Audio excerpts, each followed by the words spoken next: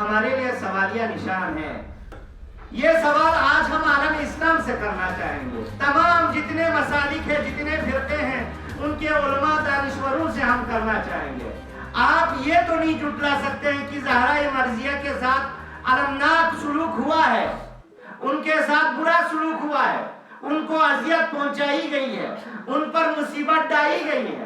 یہ تاریخ کے مسلم جو کہ ہے اور تاریخ اسلام کے سیاہ اوراق میں درج ہے، اس کا کوئی انکار نہیں کر سکتا۔ لیکن ایسا کیوں پیش آیا؟ کیا ایسا ہو سکتا؟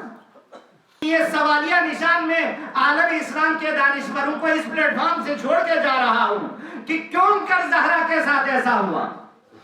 کیا سبب، کیا وجہ تھی کہ زہرا کو ستایا گیا، زہرا کے اوپر ظلم و بربریت، زہرا کو ان کا حق نہیں دیا گیا، ان سے ان کا حق چھینا گیا؟ کیوں ایسا ہوا؟ کس چیز کے لیے؟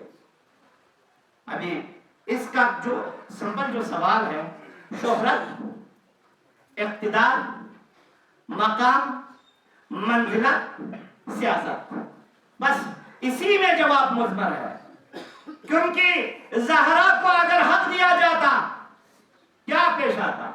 اور اگر جو کہ ہے زہرا کی بات کو، کیونکہ صدیقہ کبریٰ ہے، زہرا کے القاب میں سے صدیقہ کبریٰ جیسی جو کہ ہے وہ عظیم جو ذات ہے، اس کو جھٹلایا، دربار میں جھٹلائی گئی۔ یہاں سے دوس، دندلی، دھوکہ بازی، دروغ گوئی، جھوٹے، ان سب کلچر کا یہاں سے آغاز ہوا ہے۔ جی ہاں، ظلم و بربریت کا آغاز وہیں سے ہوا۔ جس کی لاٹھی اس کی بیر سے، یعنی جس کے پاس پاور آ جائے، جس کے پاس مال منال آ جائے، وہ سب کچھ کر سکتا ہے۔ وہ ظلم بھی کر سکتا ہے، وہ بربریت بھی کر سکتا ہے، وہ کسی کا حق کھا سکتا ہے، وہ حق پائمال کر سکتا ہے۔ یہ جو لوجک ہے، یہ منطق ہے، اسی وقت زہرا مرضیہ پر ظلم کرنے والوں نے عالم اسلام میں اس قسم کی چیزوں کی بنیاد ڈالی ہے۔ درود پڑھے محمد و آل محمد۔